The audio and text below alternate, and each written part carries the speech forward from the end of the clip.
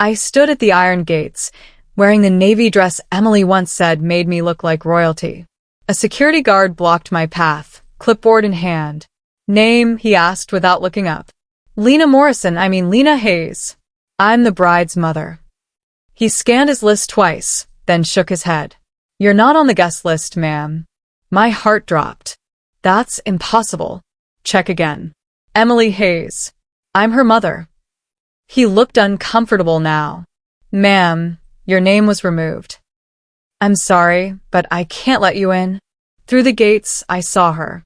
My daughter, Emily, laughing with her stepfather, Vincent. He wore an expensive suit that probably cost more than my monthly rent.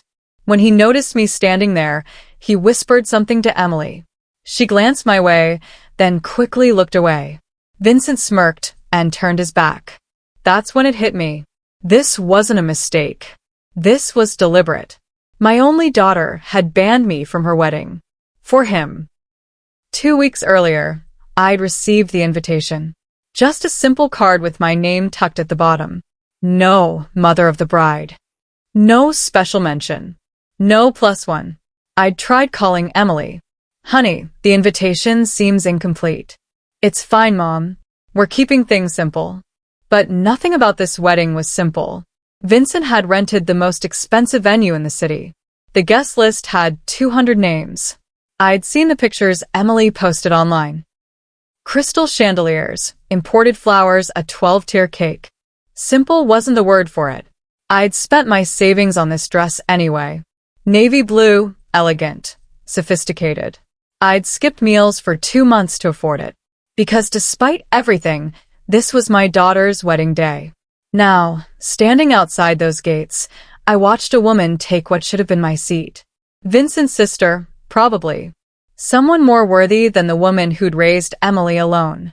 That seat was supposed to be mine. I couldn't move. My legs felt like concrete. Inside, music swelled. The wedding march. Through the iron bars, I watched my daughter walk down the aisle. Not alone. Not with her late grandfather, who'd have been so proud. Not with her uncle, my brother, who'd taught her to ride a bike. Vincent walked her down the aisle. The man who'd told me 3 years ago that I was holding Emily back. The man who'd swooped in with his money and charm after my divorce, marrying Emily's father and slowly erasing me from the picture. I remembered the last argument we'd had. Emily had screamed at me over the phone. "Vincent's done more for me than you ever have. He paid for my college, Mom. Where were you?" I'd been working night shifts at the hospital. Double shifts. Triple shifts. Sending every dollar I could to her account. But Vincent had convinced her I'd refuse to help. My hands gripped the cold iron fence. Inside, everyone smiled and clapped. I stumbled back to my car, vision blurry with tears. I sat in the driver's seat, engine off, staring at the venue. Classical music drifted through the air. Laughter. Joy. Everything I'd dreamed of sharing with my daughter. A knock on my window made me jump. A woman stood there, young, wearing a headset and holding a clipboard. The venue coordinator. "Ma'am, you can't park here. This area is reserved for." I was supposed to be inside, I whispered. She leaned closer, saw my tear-stained face. Her expression softened. "Are you okay?" "I'm her mother, the bride's mother. But I'm not on the guest list." The coordinator's eyes widened. "You're Emily's mother?" I nodded. She glanced back at the venue, then at me. Her voice dropped to a whisper. "Then you should know something. He's done this before." My heart stopped. "What do you mean?" The coordinator looked nervous, like she'd said too much. "Vincent Cooper. That's the stepfather's name, right?" "Yes." "How did you?" "He's hosted events here before. A wedding, actually. 10 years ago." She bit her lip. It ended badly. Really badly. He left his bride at the altar, then tried to sue the venue owner for emotional damages. I couldn't breathe. What happened? The case was sealed. Legal stuff. But the owner never forgot. She glanced around nervously. "Look, I wasn't working here back then. But my boss was." And she's been waiting for Vincent to show his face here again. Why? Because she was the bride he abandoned. My mind reeled. Vincent had been engaged before. Emily's father never mentioned it. But then again, Vincent had rewritten so much of our family's history. What was one more secret? The coordinator checked her watch. I have to get back. But if you want answers, you should talk to the owner. Her name is Marianne. I was about to drive away when a sleek black car pulled up beside me. The door opened and a woman stepped out. She was in her 50s, elegant, with sharp green eyes and perfectly styled silver hair. She wore a black pantsuit that screamed power and success. Everything about her was controlled, calculated. You must be Lena, she said calmly. I froze. How do you know my name? I make it my business to know who Vincent Cooper hurts. She extended a hand. I'm Marianne Clark. I own this venue, and we need to talk. I shook her hand, confused and overwhelmed. Your coordinator said that I was engaged to Vincent once? Yes. Her smile was ice cold. He destroyed my life, bankrupted me, humiliated me in front of everyone I knew. It took me 10 years to rebuild. Then why let him rent your venue? Marianne's smile widened. Because I've been waiting for this moment. Come inside. There's something you need to see. Marianne led me through a back entrance, away from the wedding. We entered a private office filled with monitors showing security camera footage of the ceremony. On the screens, Emily smiled at her new husband. Vincent stood beside her, proud and beaming like a real father. He looks so convincing, doesn't he? Marianne said bitterly. That's his gift. Making people believe he's their savior. She pulled out a folder, thick with documents. After Vincent left me, I did my research. He has a pattern. He finds women or their daughters, who are vulnerable.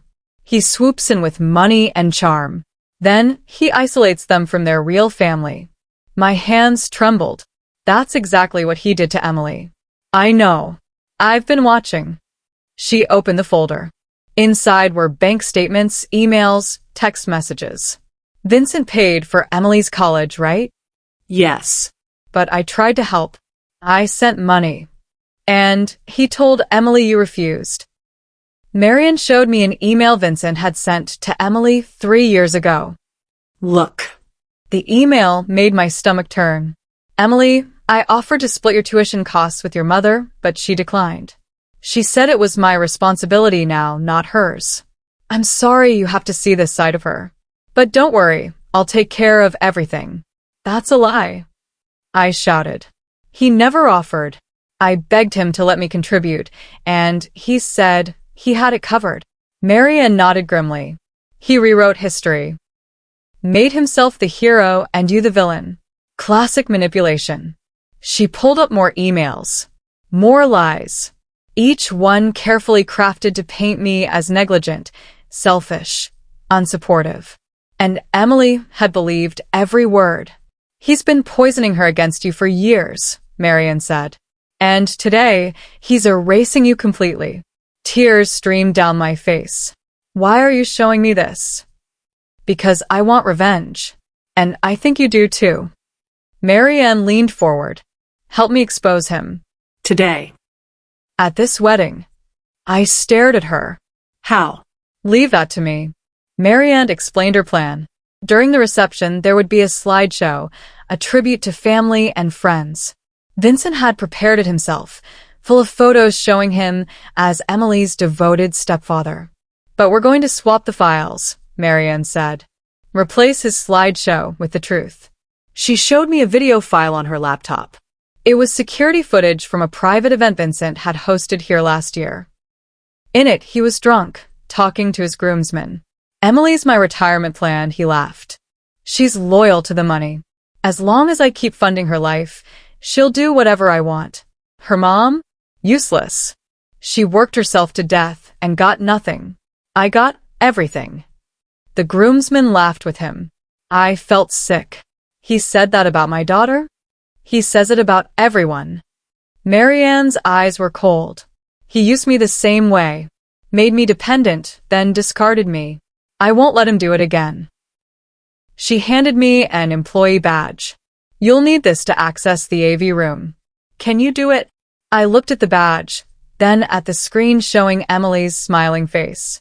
Yes. Marianne and I moved quickly. She gave me a staff uniform, black pants, white shirt, simple and forgettable. I tied my hair back and clipped the badge to my collar.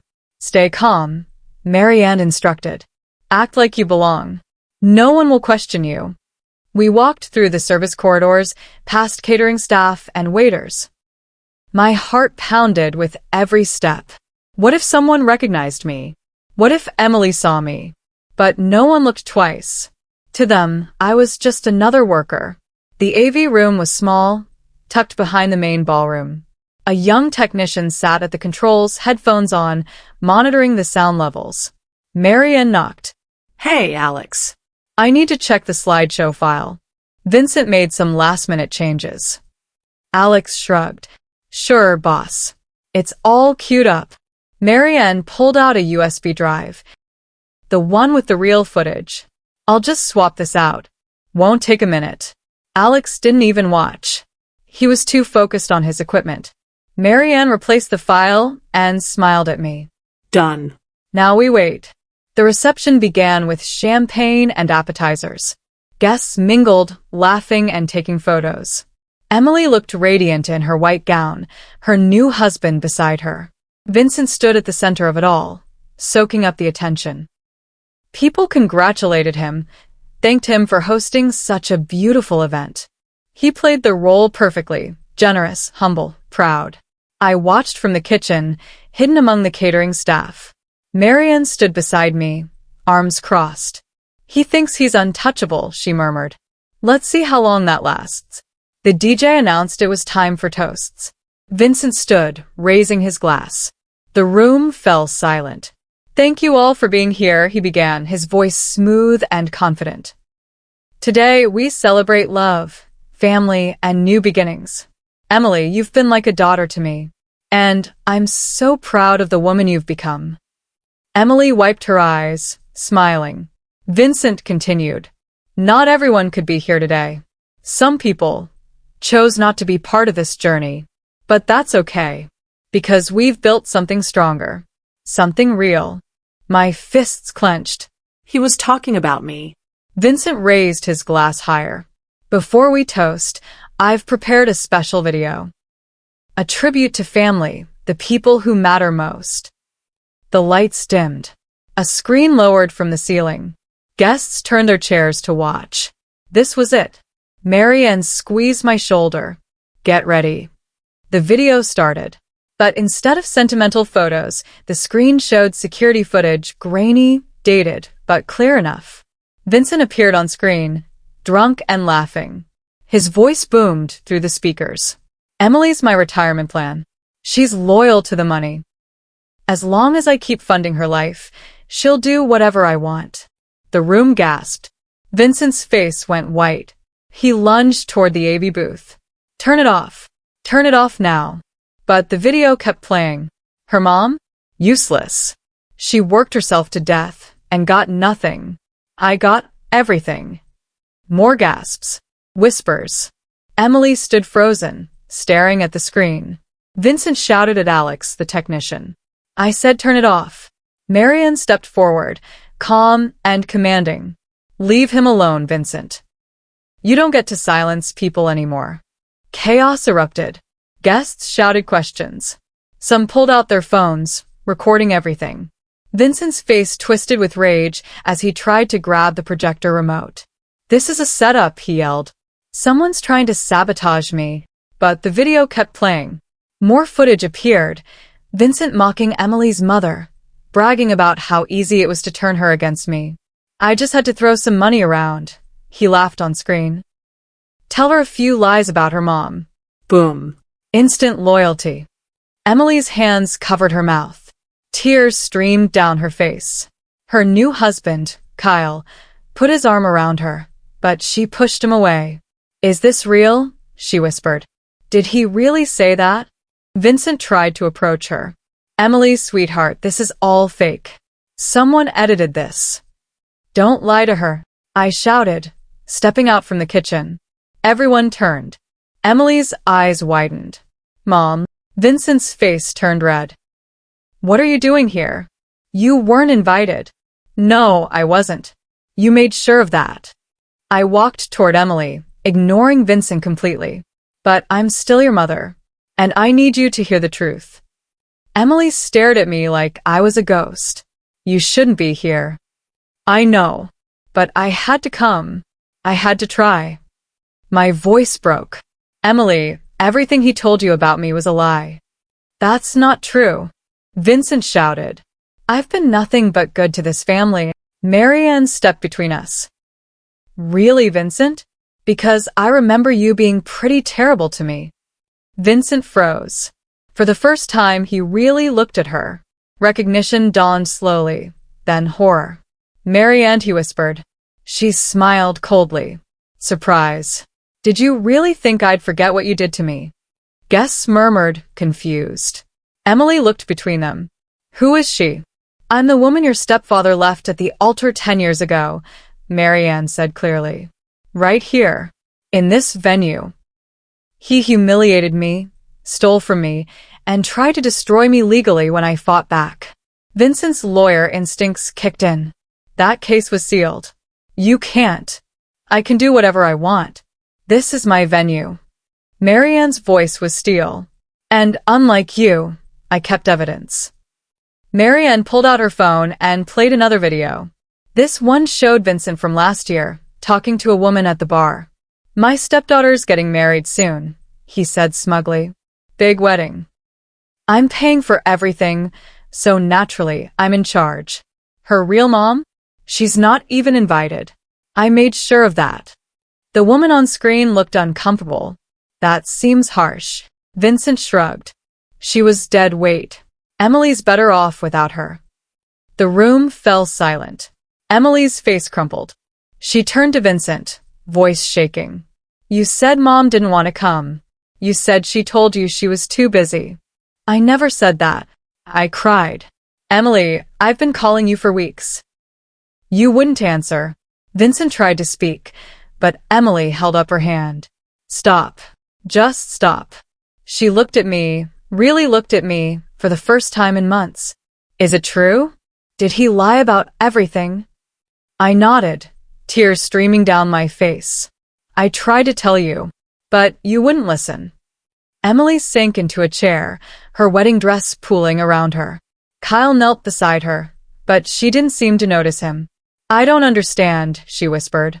He paid for my college. He helped me get my first job. He's been there for everything. Because I let him, I said desperately. Emily, I worked 3 jobs to send you money. But Vincent told you I refused to help. He wanted you to depend on him, not me. That's ridiculous. Vincent snapped. I have proof that Proof you fabricated, Marianne interrupted. She handed Emily a folder. These are the real bank statements. Your mother sent you money every month for 4 years. Vincent intercepted it and returned it to her account. Then he sent you fake emails pretending to be her, saying she wouldn't help. Emily opened the folder with shaking hands. Page after page of evidence. Transfers I'd made. Emails Vincent had forged. A paper trail of manipulation stretching back years. Oh my God, Emily breathed. Oh my God, what did I do? Vincent saw his empire crumbling. He pointed at Marianne and me. You two planned this. This is conspiracy. No, Marianne said calmly. This is justice. Vincent turned to the guests, trying to regain control. Don't believe them. They're bitter, jealous women who... Shut up. Kyle stood, his voice hard. Just shut up, Vincent. Everyone stared. Kyle was usually quiet, polite, non-confrontational. But now his jaw was set, his eyes blazing. I never liked you, Kyle said. You're manipulative and controlling. But Emily loved you, so I stayed quiet. I thought maybe I was wrong about you. He shook his head. I wasn't. You're exactly what I thought you were. Vincent sputtered. You ungrateful. Security. Marianne called. Two large men in suits appeared. Vincent backed away. You can't throw me out. I paid for this wedding. Actually, Marianne said sweetly, your deposit was non-refundable. And after this little display, you're banned from my property. Permanently. The security guards took Vincent by the arms. He struggled, shouting threats and curses. But they dragged him toward the exit. The guests watched in stunned silence. When Vincent was gone, the room exhaled. Whispers turned to conversations. Some guests started leaving, uncomfortable with the drama. Others stayed, curious about what would happen next. I stood frozen, unsure what to do. Emily still sat in her chair, staring at the folder in her lap. Marianne touched my shoulder. Give her time. But I couldn't wait. I walked over and knelt beside my daughter. Emily, I know you're angry and confused, but I want you to know I never stopped loving you. Not for a second. Emily didn't look at me. You should have told me. I tried. You wouldn't listen. You should have tried harder. Her voice cracked. You're my mother. You should have fought for me. I did fight, I said, my own voice breaking. I fought every single day. But Vincent had money and charm, and he knew exactly how to turn you against me. What was I supposed to do? Emily finally looked at me. Her eyes were red, her makeup smeared. You were supposed to be there. You were supposed to show up. I did show up. Today. They turned me away. Silence stretched between us. Then Emily whispered, I didn't know. I know.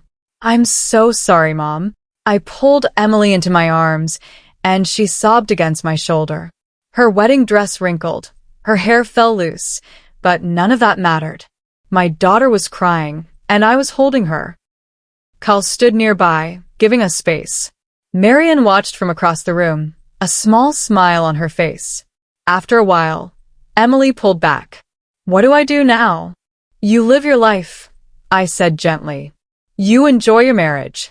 You move forward. But everything's ruined. The wedding, the reception. The wedding isn't what matters. What matters is that you're married to someone you love. I glanced at Kyle, who nodded. And that you know the truth now. Emily wiped her eyes. I don't know how to fix this. You don't have to fix it today. Just let me be your mother again. That's all I ask. She nodded slowly. Okay, yeah. I want that. I hugged her again, tighter this time. My daughter. Finally, my daughter again. The reception continued, awkward but functional. Most guests had left, but close friends and family stayed. The DJ played soft music. People ate cake and drank champagne, though the mood was subdued. Emily changed out of her wedding dress into something simpler. She found me sitting alone at a table, staring at the empty dance floor. Mom, I looked up.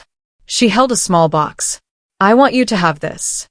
Inside was the bracelet I'd given her for her 16th birthday. Sterling silver with a tiny heart charm. I'd saved for months to buy it. You kept it? I whispered. Of course I kept it. I've worn it every day since you gave it to me. Even when I was mad at you, I couldn't take it off. She sat beside me. I think part of me always knew That you loved me. that you were trying. I was. I really was. I know. I'm sorry I didn't see it sooner. We sat in silence, watching Kyle talk with his parents. Finally, Emily said, Vincent's gone. For good. What do you mean? Kyle's father is a lawyer. He's filing charges. Fraud, manipulation, maybe more. Vincent won't be able to hurt anyone else. I felt a weight lift from my chest. Good. Marianne approached our table, a bottle of wine in hand. Mind if I join you? Emily gestured to an empty chair. Please. Marianne poured 3 glasses. To surviving Vincent Cooper. We clinked glasses and drank. The wine was expensive, smooth, perfect. Thank you, Emily said to Marianne. For helping my mom. For exposing him. Marianne shrugged. I've been waiting 10 years for this. It was overdue. Still, you didn't have to do it. Yes, I did. Marianne's expression softened. Vincent destroyed so many lives. It was time someone stopped him. I squeezed her hand. What happens now? For you? I move on. Finally. She smiled. Maybe I'll even stop hating weddings. We laughed. The sound strange and freeing. Around us, the reception slowly wound down. People said their goodbyes. The DJ packed up his equipment. But the three of us stayed, talking and laughing, bound together by the man we'd defeated. A week later, Marianne called me. I have a proposition. What kind of proposition? I need someone to help run events at the venue. Someone organized, empathetic, good with people. She paused. I think you'd be perfect. I blinked. Are you offering me a job? Yes. If you want it. I thought about my life. The night shifts, the exhaustion, the constant struggle. And I thought about standing up to Vincent, about fighting for my daughter. Yes, I said. I want it. Marianne laughed. Good. When can you start? Whenever you need me. Tomorrow, then. We have a wedding to plan. I started the next day. The work was hard, but fulfilling. I helped couples plan their perfect day, making sure every detail was right. And every time I saw a mother walk her daughter down the aisle, I smiled. Because I knew what that meant, what it cost, what it was worth. 3 months after the disaster wedding, Emily called. Mom, can you come over? Kyle, and I want to talk to you. My heart raced. Is everything okay? Everything's fine. Just come over. Please. I drove to their apartment, nervous and unsure. Emily opened the door with a huge smile. Come in. Inside, Kyle stood beside a small table covered with photos and flowers. Emily took my hand and led me over. We want to do it again, she said. Do what again? The wedding. A small one. Just close family and friends. No drama. No Vincent. She squeezed my hand. And this time, I want you to walk me down the aisle. Tears filled my eyes. Emily, please, Mom, let me do this right. I hugged her tightly. Yes. Of course. Yes. Kyle grinned. Good. Because we already booked the venue. Marianne's giving us a discount. We laughed through our tears, planning the wedding we should have had the first time.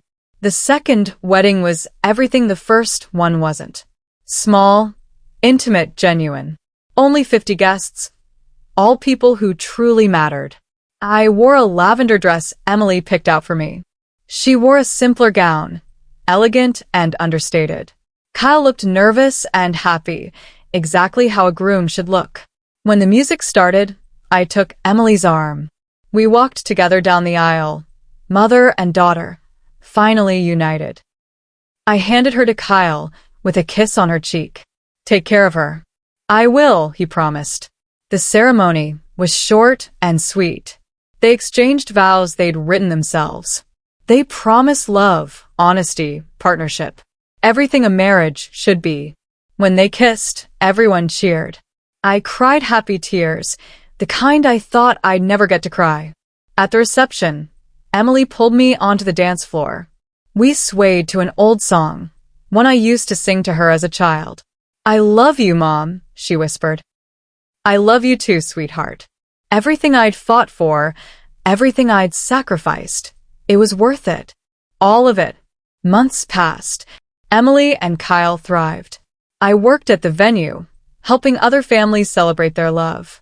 One day, an article appeared online. Vincent Cooper arrested for fraud and coercion. Marianne sent me the link with a simple message. We did it. Multiple women had come forward, ex-fiancés, stepdaughters, victims of Vincent's manipulation. He faced serious charges. His reputation was destroyed. His money wouldn't save him this time. I read the article and felt nothing. Not anger, not satisfaction. Just relief. It was over. That evening, I attended another wedding at Marianne's venue. As the ceremony began, I stood in the back, watching a mother walk her daughter down the aisle. The mother was crying. The daughter was glowing. Love filled the room. I smiled, remembering my own walk with Emily. From forgotten to unforgettable. From excluded to essential. Vincent had tried to erase me. He'd almost succeeded. But I was still here. Still standing. Still loving my daughter. And that was the greatest victory of all.